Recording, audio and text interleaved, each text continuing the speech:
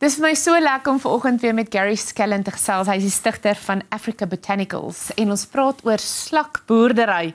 Vir die meeste van ons sal dit grillerig wees, maar vir baie ander baie interessant en veral vir kinders. Myne veral vind dit geweldig interessant. Gary, welcome to GROOTplaas. Good morning, Meer. Welcome. Baie dankie vir hierdie geleentheid.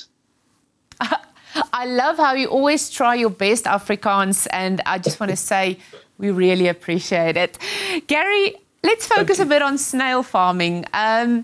You know, when we talk about snail farming, it's not just a small operation with a few snails. I mean, how big can it get? What exactly is snail farming?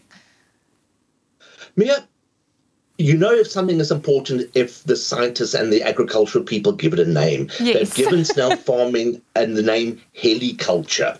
Now, so obviously it's important and it's mainstream. Snail farming is how I got into it, or my interest in it, is that the mucus from the snail somehow is used in cosmetics. Now, and so I did a bit more investigating, a bit more research, and then decided, you know what, let's go the whole bang. Let me do a whole lot of research on snail farming per se. Because what really intrigued me is that I didn't realize that the meat of the snail was so high in protein. All our meat that we consume, whether it be chicken or fish or beef or the red meat, it's protein. Yes. And the snail is high in protein, and it's also then got a lot of magnesium and calcium, which means that it's kind of healthy. So I think that's why they gave it the name heliculture. Yeah. I have seen photographs of farms of this stuff. When I say farms, I think one of the advantages of snail farming is it doesn't need a lot of space. So what you could quite easily put it in a shed, in a barn, use the American word, and you can layer it. So you can have a couple of different layers of the snail farming. So very practical, and it hardly takes up any space, and it's really growing in popularity. I think when we look at some of the benefits of snail farming instead of, compared to other livestock, what you just mentioned is you don't need massive space. But how profitable is snail farming, or can it be? Break it down for us in a bit. Interesting thing, Mia, with Brexit, the British farmers supplying the French market, which is the largest market, actually started suffering because they'd lost a huge market. People don't really know that South Africa does have a small and infantile snail industry. Normally how snails are sold would be either fresh, frozen, or already mixed up with sauces, and that would go straight to the restaurants. The most expensive sale is actually the live snail meat, or the fresh snail. Let's call it fresh snail meat. And in South Africa at the moment, you're looking at anything between 3 to 8 rand a snail. Gary, that's very interesting. Do you think there's something specific that is keeping South Africa from becoming a bigger, or from having a bigger snail farming industry?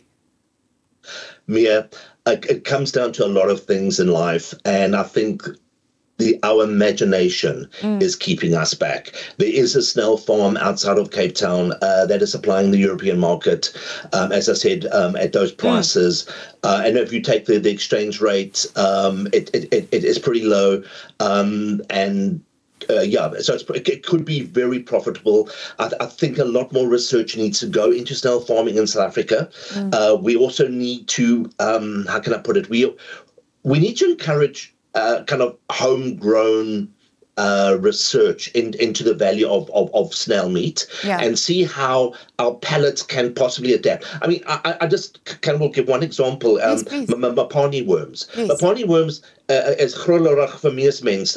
And snails, I mean, how different are they basically? I mean, pretty similar texture. So the ideal about the snail meat in that, unlike the mapani, which is normally dried before you eat it, I mean, if you tune to a hamburger these days, and I'm going to go straight to the point. Yes, if you tune to a hamburger these days, you get pieces of grizzled, you get a piece of that, and a piece of that. But I mean, it's what I'm finding incredible, regardless of how many different kind of hamburgers you get, and different types.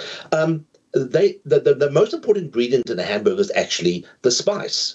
That's what gives it that hamburger flavor. And if you just look at the ingredients on the packet, and they'll go into kind of what they put in, and also things like soya and things like that. So I think with a bit of research and a bit of kind of looking at the economics of the value of the protein from the snail, it could be quite easily introduced, maybe slowly, into things like hamburger patties or meals like that. But I think it is our minds against what is out there and what's available, and actually what's good for us. That's exactly what I want to say is, do you think we are ready for that? I don't think we'd be ready for mopani worms, to be quite honest. And also, there are a lot of people who won't eat oysters for various reasons, and not necessarily allergies. And there are a lot of other seafoods that people are seen as they crawl along the bottom and eat kind of the leftovers of other things. And the snail is actually a very, very hygienic, clean piece of protein. If you look at the way that they are farmed, they in a controlled environment. We are looking at temperatures between 18 and 22, which is basically the average for South Africa. And maybe winter, you'll have to, especially down here in the Cape, you'd have to put a little bit more heat, also up in the Highveld. And also the humidity. Humidity is between 75 and 85%.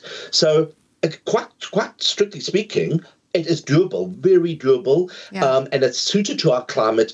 And because it's in a controlled environment, it's not a like thing that they're going out into the wild and bringing back diseases and other things from the grasses. It's a controlled environment. It's almost kind of laboratory kind of growing of protein. Yes, that makes absolute sense. Can you tell me, how does the life cycle for the snail work from egg laying to obviously being harvested as a mature snail? How long does that process take? On a good year, you could possibly get three cycles, which was a great thing about the snail. The hermaphrodite snail lays between 100 and 200 eggs, and that normally happens 2 to 3 times a year. So you're looking at a possible 2 to 3 harvests. The eggs normally hatch between, say, 7 and 14 days, and then it takes about 7 months for the average snail indoors, that's the indoor process, to grow to edible level. Let's call a spade, and then outside, because it's a less controlled environment, it would probably take, say, between 9 and 12. So if you look at the 2 to 3 cycles, say every 7 to 9 months, indoor outdoor, you can quite easily plan a continuous production. That's what I'm trying to say. Yes. A continuous production in that case. And I know that we spoke back about composting, and even the shells of the snails could quite easily go into a compost heap, and it can go back into the ground. I mean, let's return to nature, what nature provides us. I've heard the term, white caviar. That refers to snail caviar. What exactly is that, and when, at what stage is this specifically harvested? The white caviar basically is the egg of the snail, and that's before they hatch, between 7 and 14 days. So if you've got an hermaphrodite laying, quite a few of them laying all these eggs, and you're harvesting the white caviar after 7 days, so to speak, or just before, you could actually accumulate quite a bit of stock, or quite a bit of product.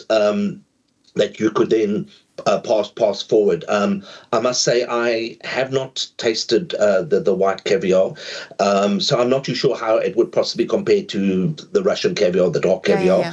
But apparently it's quite a sort of a delicacy in Europe.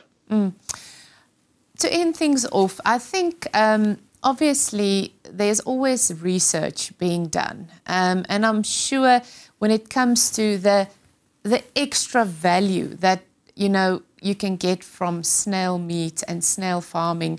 I mean, what are the possibilities that's being explored at the moment?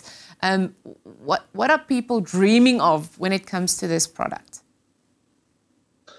I think most people, when they talk about snail as a part of the meal, it would normally be slightly sautéed in butter with a little bit of garlic, quite a bit of garlic actually, and a bit of white wine, and that's how most people actually visualize snail meat. And I think there's a lot greater sophistication in our research at the moment, and we just need basically the labs to gear up and maybe follow the trends that are happening internationally. America has also got quite a large snail farming community, and there is a lot of material online. As I said, I think it's just up to the imagination. How far can we actually take it? It is not harmful to the environment. It doesn't require a huge amount of food. It eats a lot of fresh food. Pawpaws are a delicacy to the snail as it's growing.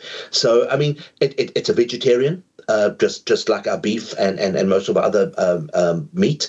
And so, you know what? It's a clean source of protein. I think we just need a bit of education, and maybe stop being so maybe grillerig about these type of things. Just my opinion. Grillerig, I love that. Grillerig. Is that an English word to describe it? I know, and it's important to talk about this stuff because, it's, what's grillerig for the one is not grillerig for the other one. And that's the wonder of being alive and having choices. I love that. Gary, thank you so much for your time. I really appreciate it. And I look forward to talking to you again on so many other topics. Baie dankie.